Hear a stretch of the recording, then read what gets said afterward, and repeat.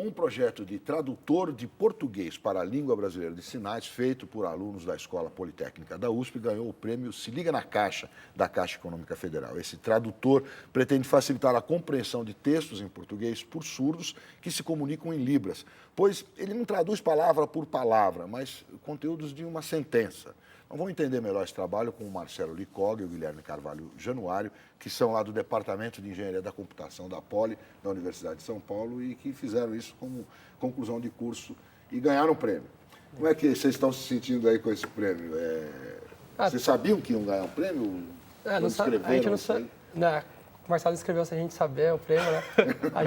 O resto do grupo só ficou sabendo que ele havia se inscrito quando saiu a divulgação dos 10 finalistas. Né? E aí você já...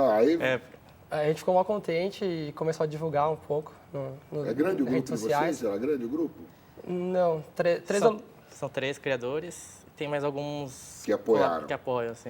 Tá, entendi. Agora, quando vocês montaram esse TCC, vocês pensaram... Por que vocês pensaram na língua brasileira de sinais? O que levou vocês a fazer esse projeto? Então, a namorada do Leonardo, né, que é o terceiro integrante aqui, ela é fono. Aí ele estava pensando em temas para o TCC e ela, como ela é fono, ela trabalhou 1 ano e meio atendendo surdos. Aí ela viu essa necessidade de surdos que eles têm dificuldade em ler o português, aprender o português. Sim. Porque o português é uma língua muito ligada ao som. Então, os surdos têm dificuldade. Então, como ela trabalhou muito com os surdos, ela viu essa necessidade de ter um tradutor de frases em português para libras. Porque o que tem hoje, normalmente, eles usam só um dicionário, né? Eles traduzem uma palavra e tal, mas não tem um tradutor das frases completas. Ela sentiu a necessidade...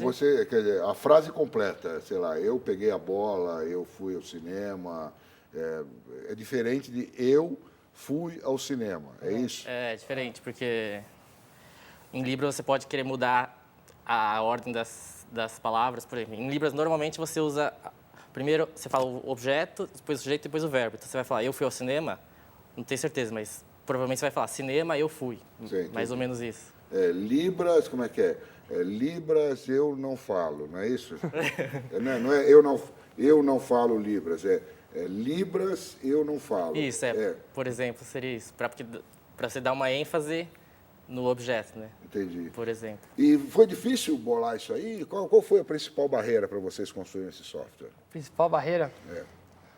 Eu acho que a principal barreira é um projeto meio grande, né? Então, a principal barreira foi procurar componentes ou desenvolver os componentes para poder interligá-los. Sei, então, mas, por exemplo, foi a projeto gráfico? Porque tem uma questão gráfica aí. Tá. Foi o software mesmo? Onde é que foi que vocês... Algumas partes do software, da tradução, a gente já tinha de trabalhos que a gente tinha feito na faculdade. Então, a gente adaptou um pouco, tá? Mas a parte gráfica, a gente não tinha feito nada. Nem sabíamos fazer. E nem sabíamos fazer. Nenhum de vocês, nenhum do grupo? Não. Aí vocês foram atrás de alguém? O nosso amigo Leonardo se inscreveu numa disciplina para aprender a fazer. E lá ela conheceu essa aluna de arquitetura, de design, na arquitetura e urbanismo. E daí eles trabalharam nessa parte aí do projeto. Ela ajudou bastante com essa parte do Avatar 3D. O Avatar acho que é a coisa um pouco mais complicada, porque você tem que entender o que o Avatar está dizendo, né? Então não adianta muito só a tradução da coisa se você não tiver um bichinho que faça os gestos direito, porque não é fácil, né? Porque tem expressões corporais que eles usam. Tem expressões corporais que, inclusive, algumas ainda faltam no projeto. Estão previstas, né? A gente previu que teriam, ter os modelos de dados, mas algumas expressões, por causa de falta de tempo, a gente não conseguiu implementar, fazer o bonequinho fazer a expressão de fato. Tipo? Tipo, sorrir, por exemplo. Ah, tá. Porque em Libras a expressão corporal, a expressão facial assim, é muito importante mesmo. E não é tão fácil você traduzir isso para um computador, para uma máquina. Então, por exemplo, né, você está falando uma frase, a expressão que você faz com a cara, tal, você está mostrando espanto, alegria, levantar a sobrancelha é bem importante também. E essa expressividade... E o sorriso, né? O sorriso porque ou você está bravo, ou você está sorrindo, né? Então, isso tudo faz parte do contexto lá da tradução, é isso? Faz parte, e que nem na fala, às vezes, a gente pode falar mais rápido, mais devagar, eles também colocam mais agilidade no sinal, como intensidade, alguma coisa do gênero. Por exemplo, se a pessoa falar que fumou muito, ela poderia fazer com as duas mãos que fumou muito. Ou se ela fez alguma outra coisa muito, ela faria o sinal repetidas vezes com uma mão só. Comeu muito, você faz assim. Só comer seria assim, né? Ah, tá. Você fala, come muito, não tem a palavra muito em Libras. Certo. Na verdade, ele só faz assim. Comeu. É, comeu muito, assim. Outras coisas interessantes também é uma questão de localidade espacial. Às vezes, quando você está falando com a pessoa, que a gente tem o pronome, aquele cara foi, ou ele, eles podem retomar no espaço. Falar, o João e a Maria, eles se encontraram. Então, quando ele for falar de João de novo, eles posicionam a mão adequadamente, por exemplo. Então, tem toda uma questão mais complicada. Isso é complicado para traduzir, hein? Vocês vão conseguir fazer um inteirinho, tradução perfeita de Libras? A tradução perfeita, não sei se a gente vai conseguir, é bem difícil mesmo. Esse Quanto problema tempo de você acha tradução... que... porque isso que vocês estão me falando se apresenta um problema relativamente sério, né? Não, mas no estágio atual até que ele traduz, ele já resolve grande parte desses problemas que a gente está falando aqui, só que tem algumas limitações atualmente. Ele só traduz, por exemplo, orações, frases com um verbo só. Mas fora isso, ele já considera essa questão do advérbio, essa questão da referência. E se eu pegar, por exemplo, um livro, certo. Você consegue colocar ele no teu software, ele lê esse livro para o falante de Libras? Então, a ideia é que consiga, sim. Só que ele vai traduzir frase por frase. Atualmente, vai traduzir frase por frase separadamente. Sei. Mas a ideia é justamente essa, você pegar um texto, pôr no... Independentemente do tamanho, da dificuldade dele, botar lá no computador e ele vai se vira. sinalizando. Essa questão de ler um livro, uma coisa num dispositivo móvel, é interessante que se a gente pretende... O software tem que ser feito de uma maneira que a parte gráfica não fique muito pesada, para alguma pessoa na rua poder traduzir com o celular e para poder traduzir no celular mais rápido a informação que vai ser trocada, ou a parte gráfica a gente tem que tomar um cuidado para não ficar muito pesada. Entendi. Tem que conversar direito no modelo. E como seria isso? Um scanner no celular? Como é que você pensa fazer essa leitura? Pensaram nisso? Não pensamos nessa parte. Mas essa parte em si não está... Já é meio resolvida antes do Polilibras, acho. Tem vários leitores atualmente de scanner. Só instalar um leitor ali. Seria só acoplar e fazer uma interface com ele. Tá. Mas acho que seria assim, melhor que a pessoa digitar. O foco do Polilibras, do tradutor Polilibras, é traduzir o português escrito. E aí, mas a gente pode acoplar outros softwares que podem traduzir da voz para o escrito, ou ler o texto por escrito, que são soluções já bem conhecidas. Bem desenvolvidas, bem vamos dizer assim. desenvolvidas. Quer dizer, o problema mesmo é a tradução para Libras. Bom, vocês me trouxeram aqui um filme, vamos ver se a gente mostra para as pessoas, para eles terem uma ideia do que já tem pronto. Isso aqui Esse é a versão atual do sistema. A versão atual, né? É a última versão, digamos assim? Isso. Então, vamos lá. Ou a próxima, talvez. Vamos mostrar, vocês estão na tela? Vamos mostrar aqui, vou disparar aqui, tá? Vamos ver aqui. Então, você coloca lá a frase. Frase traduzida, bola. Muito bem. Eu olhei você. Vamos lá. Você, eu, olhar. Ah, entendi. Aí, nesse caso, ele vai estar mostrando a conjugação do verbo em Libras. Você olhou para mim. É isso. Eu fumo. É isso? Agora ele vai mostrar o advérbio. Ele vai falar, eu fumo muito. Mas o fumar parece com o ver, né? Verde usado. A configuração de mão é a mesma, só que muda que fumar você faz na boca. Falaram, fumar muito são 2 dedos, né? Só muda a posição, né? Eu gosto de futebol.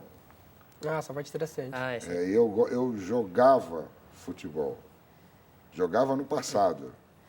Esse exemplo está mostrando que realmente o tradutor não faz palavra por palavra, porque o sinal para jogar futebol é um sinal só. Então tem a palavra jogar, a palavra futebol, só que jogar futebol é um sinal só.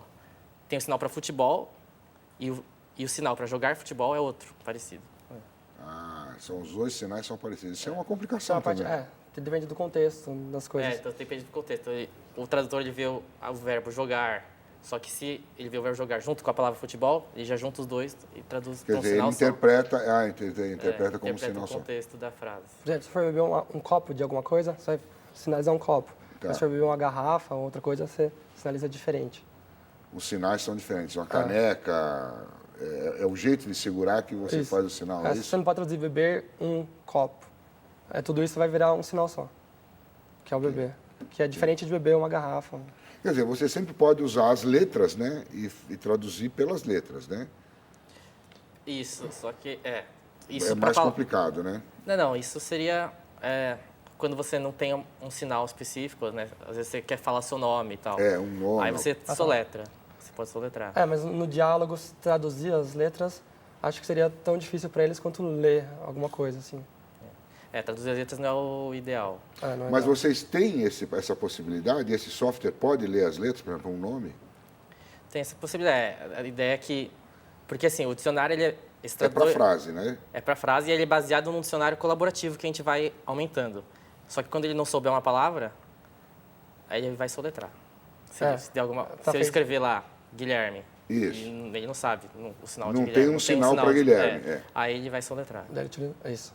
Então ele também soletra, ele também escreve textos, ele também faz os Ele textos. sinaliza as posições das mãos, das posição palavras. tudo. Interessante. É Muito bem. importante. E vocês vão continuar isso aí? Vamos continuar. Vão fazer uma empresa, vender isso aí? Qual é que é a ideia? Continuar Não. pesquisando? Na verdade, esse projeto Polilibras, sim, bom, atualmente a gente não está pensando em uma empresa, assim, mas ele é um software livre e a gente vai desenvolvendo ele aí. Quem quiser desenvolver também pode ajudar.